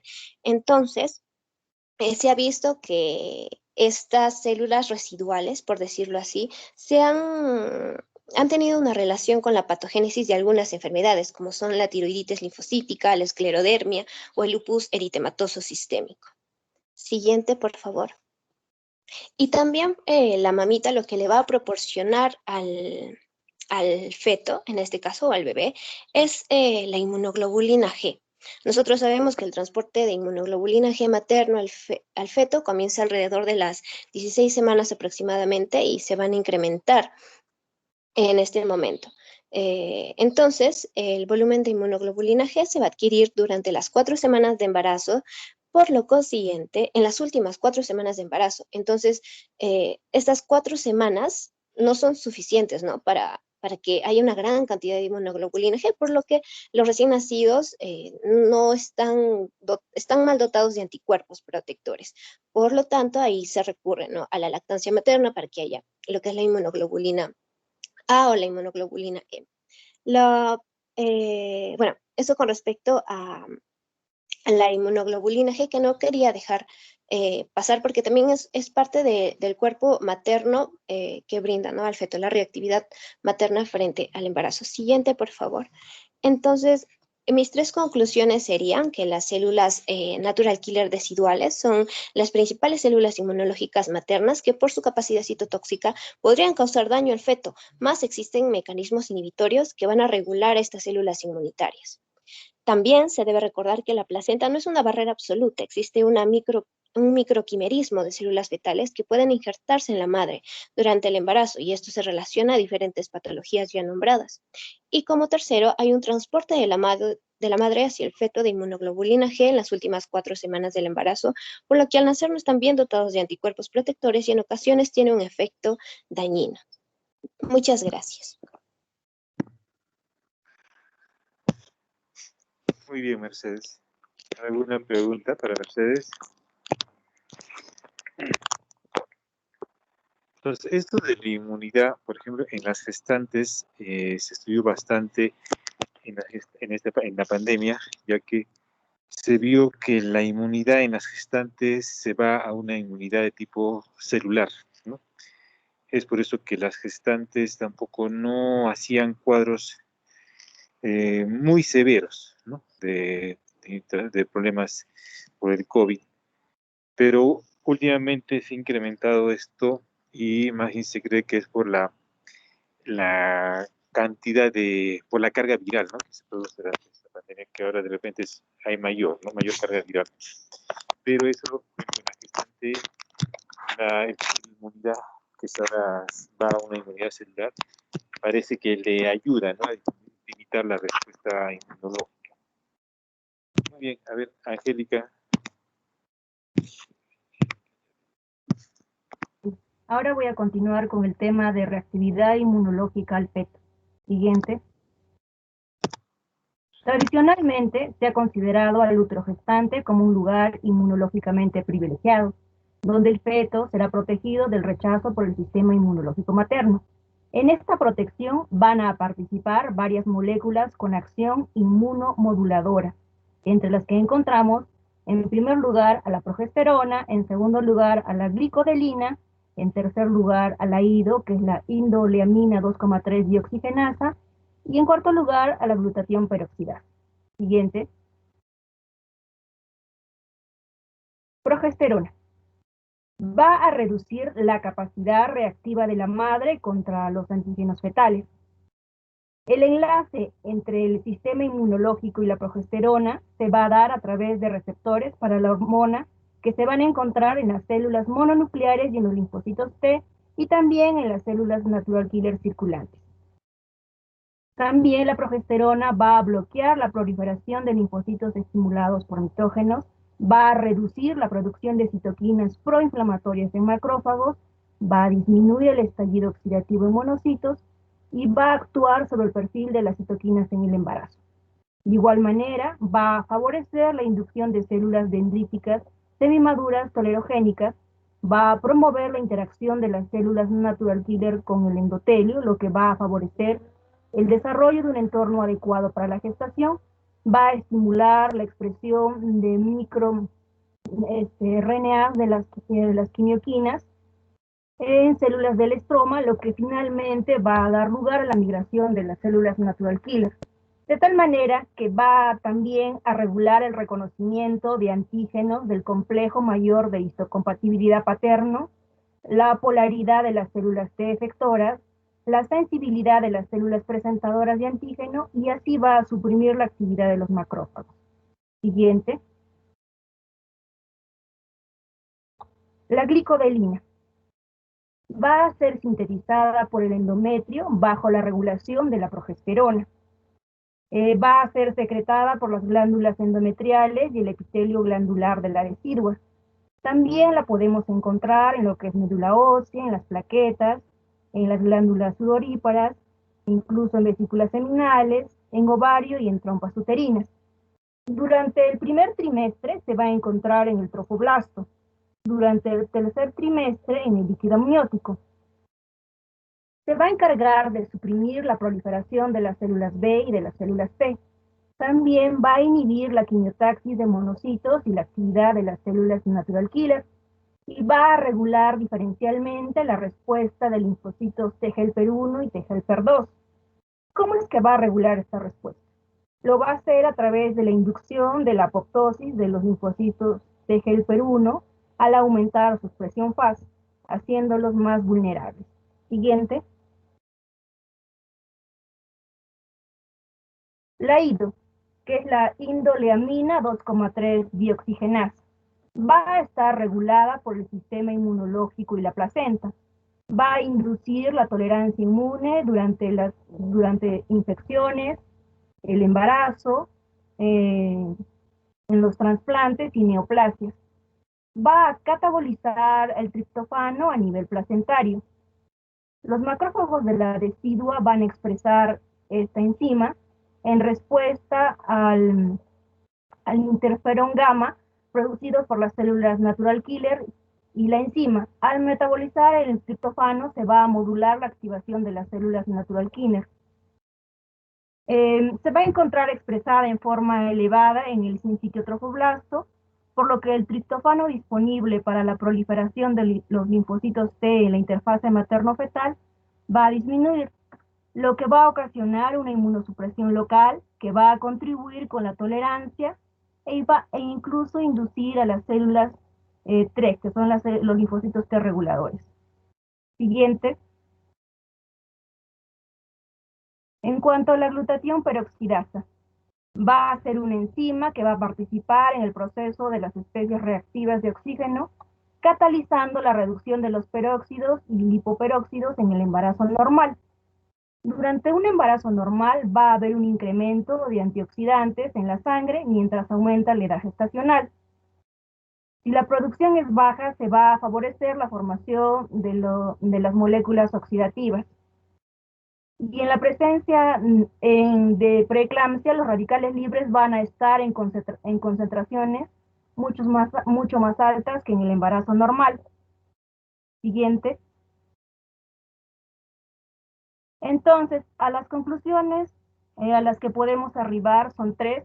En primer lugar, el feto es protegido del rechazo del sistema inmunológico materno a través de la acción inmunomoduladora de moléculas como la progesterona, la glicodelina, la enzima indoleamina 2,3 dioxigenasa. La progesterona va a promover la interacción de las células natural killer con el endotelio, favoreciendo de esta manera la creación de un entorno adecuado para el establecimiento de la gestación. Y en tercer lugar, la glicodelina va a inhibir la quimiotaxis de monocitos y la actividad de células natural killer, mientras que la IDO va a inducir la tolerancia inmune en el embarazo. Y eso sería todo con respecto al tema de reactividad inmunológica al feto. Gracias. Muy bien. ¿Alguna pregunta?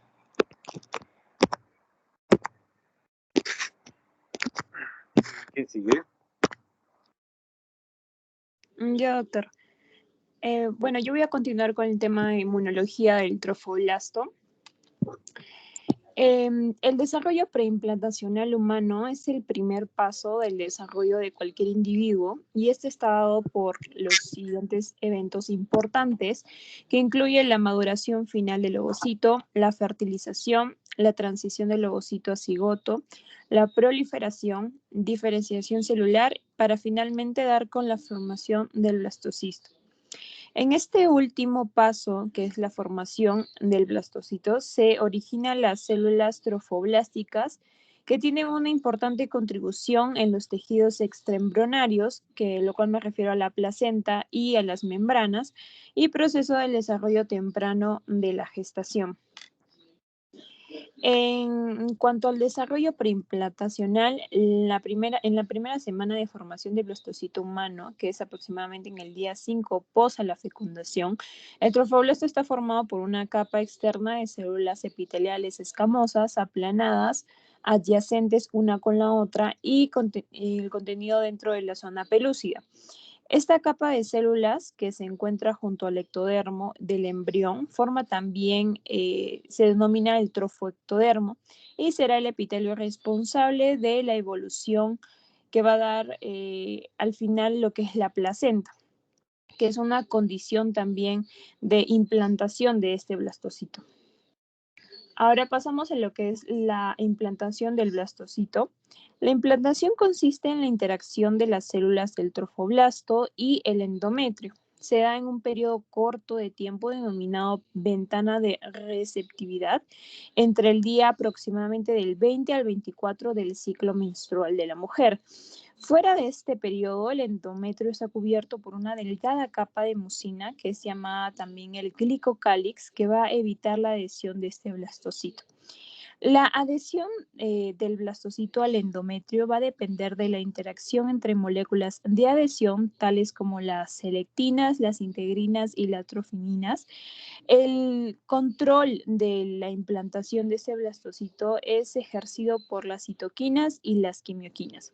Otro elemento que interviene es el óxido nítrico, que va a favorecer la implantación, modulando la liberación de las prostaglandinas, esteroidegénesis ovárica, proliferación celular uterina y secreción glandular y flujos sanguíneos, y también como los factores de crecimiento que van a ayudar a crecer a este blastocito. También tenemos la presencia del factor lítico en la cavidad endometrial, que es esencial para la disolución de la membrana pelúcida que tiene este blastocito y se puede implantar de mejor manera. También parece ser que la plasmina producida por el plasminógeno va a ser un factor uterino debido a que la plasmina muestra in vitro efectos líticos sobre la zona pelúcida, lo que favorece la implantación. Y una vez implantado el blastocito, la capa de trofoblasto se diferencia en dos capas distintas. El sincito trofoblasto, que es la capa externa, que está formada por células multinucleadas, y hace contacto directo con la sangre materna, y el citotrofoblasto. En cuanto al desarrollo del trofoblasto, la formación de la placenta humana comienza con el trofoectodermo, que da lugar a una capa de células trofoblásticas que rodean al blastocito. Desde entonces hasta el término del embarazo, el trofoblasto desempeña un papel crítico en la interfaz materno-no fetal. Las células trofoblásticas exhiben la estructura, su función y patrón de desarrollo más variable de todos los componentes de la placenta. Su capacidad de invadir hace posible la implantación de este, y su intervención en la nutrición del producto se va a ver reflejada en su nombre y su función del órgano endocrino, que va a ser esencial para las adaptaciones fisiológicas de la madre y para el mantenimiento normal del embarazo. En el 8º día post-fecundación, después de la implantación inicial del trofoblasto, se ha diferenciado el sincito externo multinucleado, el sincito trofoblasto primitivo y una capa interna de células mononucleadas primitivas, citotrofoblastos. Y estas últimas van a ser las células germinales para el sincito. Ahora, una vez completada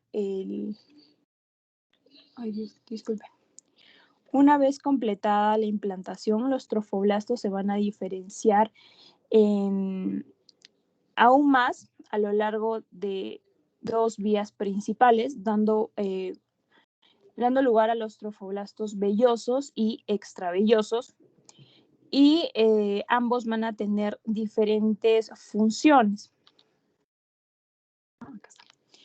Van a tener diferentes funciones. El trofoblasto velloso va a generar vellosidades coriónicas que en lo principal transportan lo que es el oxígeno, nutrientes y otros compuestos entre el feto y la madre para su supervivencia. El trofoblasto extravelloso migra hacia la decidua y el miometrio y también penetran en la vasculatura materna, entrando así en contacto con diversos tipos de células maternas. El trofoblasto extravelloso se va a clasificar además como trofoblastos intersticiales y endovasculares. Los intersticiales van a invadir la decidua y eventualmente van a penetrar en el miometrio para formar las células gigantes del lecho placentario. Y estos trofoblastos también rodean a lo que son las arterias espirales, y finalmente los endovasculares, que es el otro tipo, van a penetrar lo que es la luz de la arteria espiral. Bien, lo que es, vamos a pasar a la inmunogenicidad del trofoblasto. De hecho, la placenta actúa como una barrera activa, permitiendo que dos organismos antigénicamente diferentes se toleren el uno con el otro. Me refiero a la madre y al feto. Esta tolerancia se va a dar a cabo por la interacción de las células natural killer, las moléculas HLA-G, el balance entre las citocinas TH1 y TH2, el mecanismo de la apoptosis y la síntesis de los factores reguladores como las citocinas y las hormonas. Bien, las células trofoblásticas es importante hablar de ellas ya que no expresan los antígenos HLA de clase 1 clásicos en sus tipos A, B y C, pero expresan al momento del embarazo los antígenos de clase 1 no clásicos, como los HLA-G, que es una de las moléculas más importantes dentro de la tolerancia materno-fetal. La proteína HLG, unida con una membrana, expresa selectivamente en las células epiteliales del amnio, las células endoteliales fetales, los macrófagos del mesénquima de las vellosidades coriónicas y las células epiteliales de la médula del timo. La fuerte expresión de esta molécula de la HLA-G en el trofoblasto y sus acciones sobre el sistema inmune, tales como el efecto inhibitorio sobre las actividades de los linfocitos T citotóxicos y las células natural killer, van a sugerir que estas moléculas contribuyen de manera importante dentro de la protección del feto semialogénico contra la lisis que podría generar, ¿no?, las células maternas sobre el feto. Ahora vamos a hablar un poco de estas moléculas, de estos antígenos, el HLA-G, que son moléculas no clásicas dentro de los antígenos de clase 1. Se describieron inicialmente como unos HLA diferenciales, los cuales se iban a expresar selectivamente en la interfase materno-fetal, observándose además que estas moléculas se unían a receptores inhibitorios de las células natural killer materna, contribuyendo al modo de la tolerancia materno-embrionaria y evitando la lisis en el feto. Estas HLA-G se van a caracterizar o se caracterizan por un polimorfismo mínimo, por su distribución restringida a ciertos tejidos y por sus características biológicas que llevan a la tolerancia inmunogénica.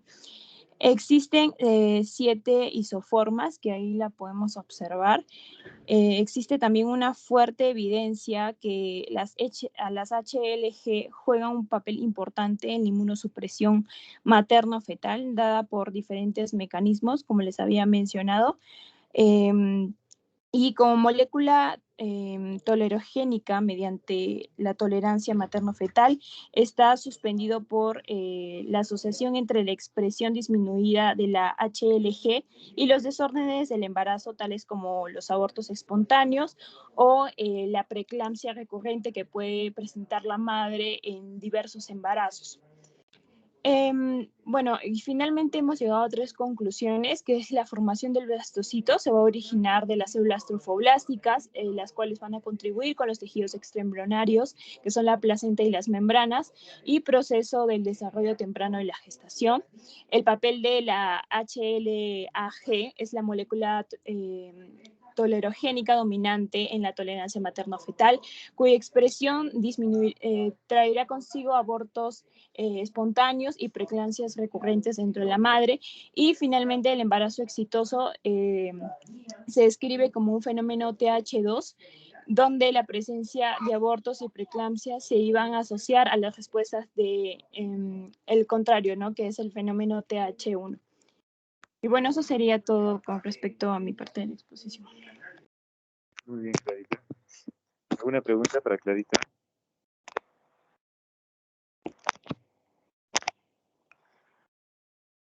Algo que mencionó importante es, ¿no? Porque igual que, así como en el embarazo hay fenómenos inmunogénicos, por ejemplo, la hiperemesis gravídica también tiene factores inmunogénicos. y también la preeclampsia, ¿no? Ya que hay factores angiogénicos que se van a presentar, ya que ¿cuál es el fin de se puede decir, la fisiopatología de la preeclampsia?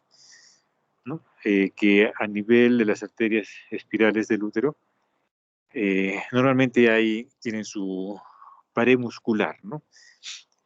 Pero esto normalmente en el embarazo, esta pared muscular desaparece y por factores angiogénicos, actividad celular, entonces debe desaparecer esa pared muscular.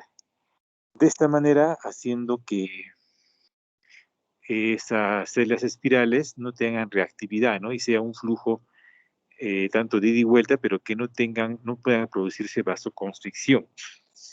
Y también inmunológicamente se ha visto que estos factores angiogénicos no solo se actúan a nivel de la vasculatura de las arterias espirales, sino a nivel de toda la economía materna. Es por eso que también se cursa también con problemas endoteliales en otros órganos, ¿no? A nivel hepático, a nivel renal, a nivel neurológico, cerebral. Entonces, los factores angiogénicos son importantes porque determinan muchas patologías, por ejemplo, son más inmunológicas que mecánicas, se podría decir, ¿no?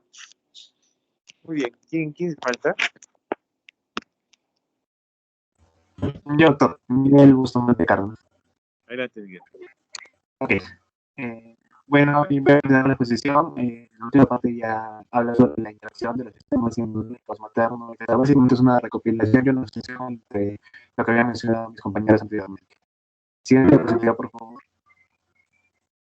Bien, primero vamos a hablar de cómo se da esa interacción de los sistemas inmunológicos, tanto de la madre como del feto que se está formando al interior de ella. Tenemos que el feto va a heredar del padre lo que son la mitad de sus genes para el antígeno leucocitario humano. Es por ello que se va a comportar el sistema inmune de la madre como un injerto semialogénico.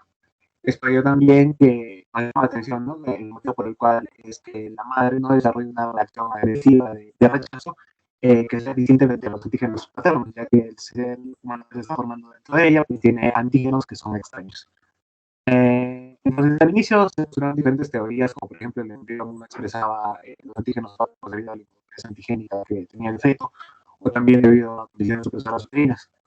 También se sostuvo que la placenta podía actuar como una barrera inmunológica que iba, entre comillas, proteger al feto. Pero todo ello, con los estudios que se han hecho a lo largo del tiempo, han como que sido dejadas de lado y finalmente se ha sostenido que el sistema inmune materno debe reconocer esos antígenos que no son propios y corresponden al feto y posteriormente desarrollar una respuesta de rechazo, pero de forma atenuada. Entonces, esa modificación en el comportamiento del sistema inmune no podría ser sistémica, porque ello podría conllevar a desconocer otro tipo de antígenos extraños y, de hecho, poner en riesgo la vida de la madre, cosa que no sucede.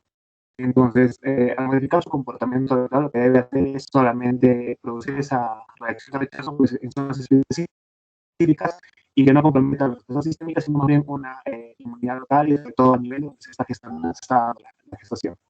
Siguiente diapositiva, por favor. Bien, entonces, ¿cuál es el papel de la inmunidad sistémica? Primero vamos a ver a nivel global y luego ya veremos la inmunidad local.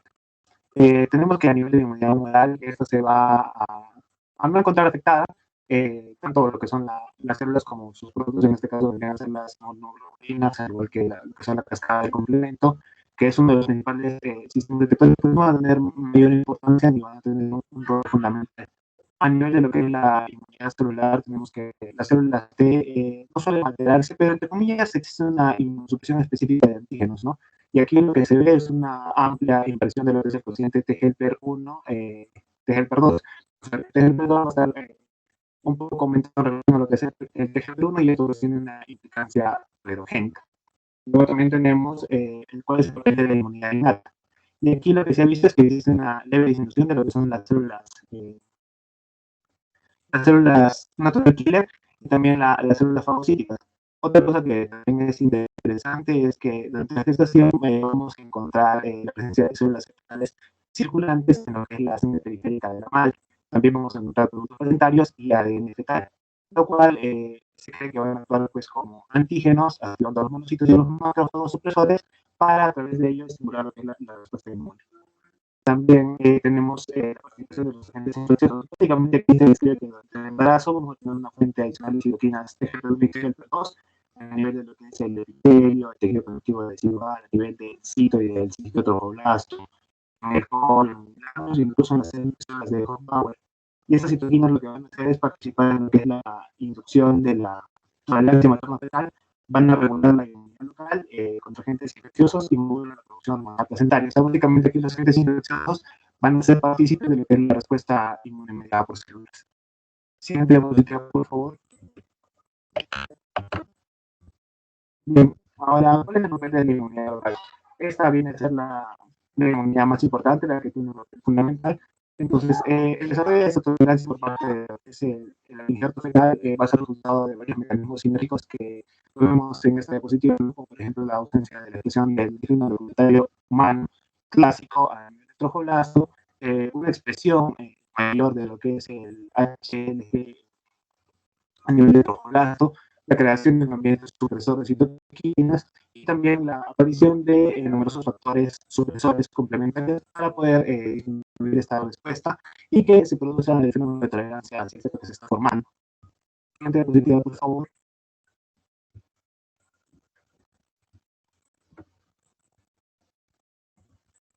Bien, ahora vamos a hablar de ciertos patrones que vamos a ver a lo largo de la gestación, como por ejemplo la ausencia de expresión del antígeno leucocitario humano clásico en el trophoblasto, que era lo que habíamos tratado en el punto anterior, pero ahora lo vamos a desarrollar de una forma más extensa, más completa. Tenemos que el trophoblasto va a ser el único órgano fetal que va a estar en contacto íntimo con lo que es el sistema inmune materno, y eso va a ser importante para poder iniciar el mecanismo inmunosupresor, que va a estar localizado sobre todo en los alrededores. Aquí tenemos que las células de esta, del trophoblasto, van a carecer de la expresión del antígeno leucocitario humano convencional, y además también va a haber una deficiencia de lo que son los receptores coestimuladores y de células presentadoras de antígenos. Este déficit, esta disminución de estas células va a implicar que los antígenos no se encuentran asociados, por ejemplo, a receptores del antígeno leucocitario 1 o de tipo 11, por lo que no van a poder ser reconocidos por células linfocitarias de tipo tóxico o sus colaboradoras. Aún en el caso de que sí hubiese un reconocimiento, al carecer de moléculas coestimuladoras, pues los linfocitos no van a poder activarse.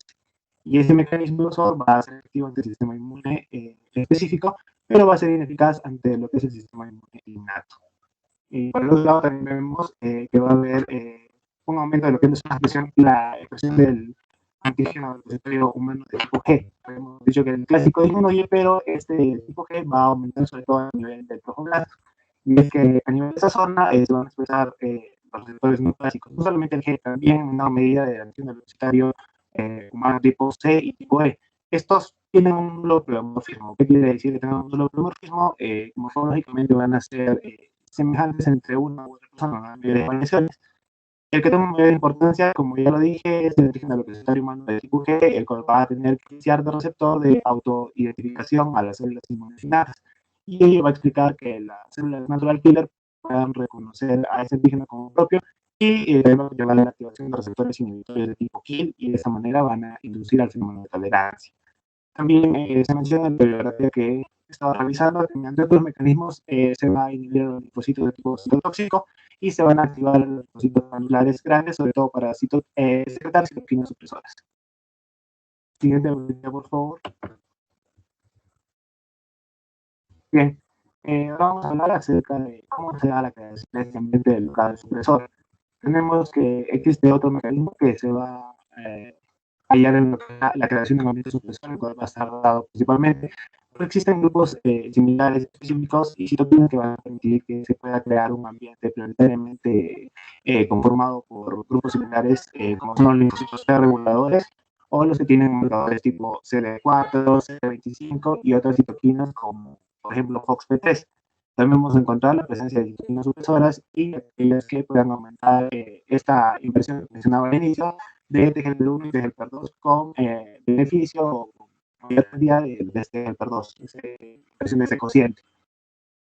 También tenemos el aumento de la progesterona y los estrógenos en el embarazo, junto con el aumento de lo que es la prostaglandina y el aumento del cortisol, van a hacer que las especies celulares pues, puedan diferenciar más el tipo TGLP2, el cual va a producir inmunoglobulinas bloqueadoras.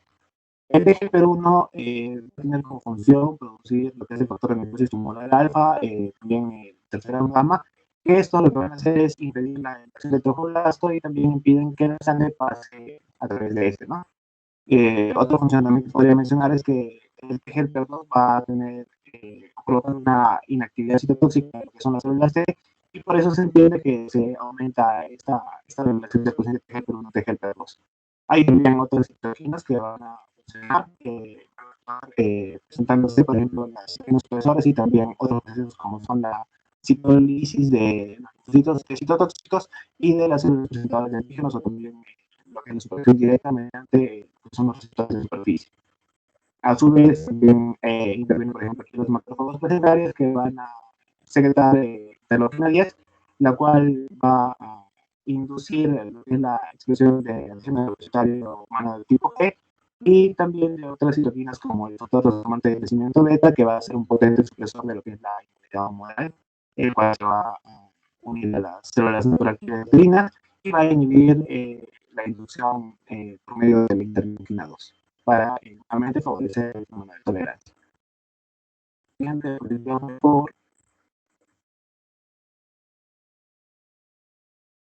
respecto a el papel de los otros supresores complementarios, esto viene a ser ya el cuarto mecanismo que interviene en la tolerancia.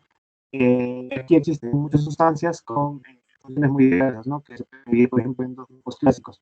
Uno que va a estar hablando de los factores bloqueadores de receptores, como por ejemplo el receptor RDOK y los anticuerpos antificiales de complemento. También se describe la indotermin 2,3 dioxigenasa, la cual se va a expresar a nivel de trofoblasto y lo que va a hacer es acelerar el catabolismo del triptófano. Y el triptófano es importante porque es un aminoácido esencial para la proliferación de los linfocitos T. Así que a ese nivel lo que se va a producir es la inmunosupresión. También se describe el papel de los receptores FAS que van a estar involucrados, también van a estar presentes en el trofoblasto y van a actuar ligándose a lo que son las células linfocitarias y van a producir lo que es la muerte por la apoptosis de estos linfocitos. Y el otro grupo está a cargo de lo que son las proteínas reguladoras del complemento, como por ejemplo el AF, el DAF, lo que es el CD46, el CD59. Y tenemos que a este nivel el sistema inmune va a ayudar a lo que es la implantación por medio de integrinas que van a surgir en un momento dado en las células del endometrio. Sobre todo se decide que van a estar presentes a nivel de la parte apical, donde van a expresar integrinas y a este fenómeno se le da un cambio de apariencia, lo cual va a facilitar la implantación o la adhesión del tromboblasto. También se describe la presencia de lo que son los mimetizadores epiteliales que en el marco de la tolerancia van a actuar en lo que es el tromboblasto. Específicamente, bueno, la descripción de la bibliografía decía de la semana 15 y 16 que lo que van a hacer es que normalmente debería invertirse la capa muscular para llegar a los vasos sanguíneos. Y estos mimetizadores lo que van a hacer es facilitar este evento. De esta forma, va a lograrse como reconocerlo como propio lo que debe ser el cigoto, y a través de ello también se va a facilitar la conexión entre el trofoblasto con el organismo materno mediante la conexión a través de las arterias para favorecer el aporte sanguíneo del feto. Siguiente diapositiva, por favor.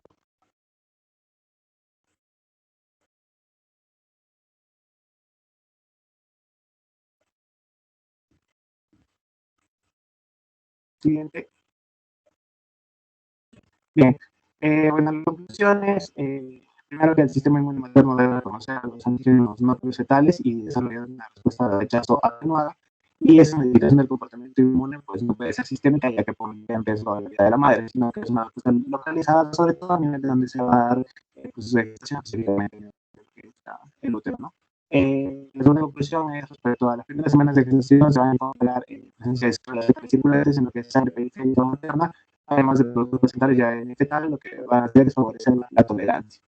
Y la conclusión sería que la inmunidad local va a jugar el papel más importante, no se pensar en el antígeno representante humano clásico, sino la variante que es de tipo antígeno representante humano tipo G, que va a cumplir un rol supresor de citoquinas que induce al fenómeno de tolerancia. Y en la siguiente diapositiva tengo la bibliografía y eso sería todo. Gracias. Muy bien, Miguel. Una pregunta.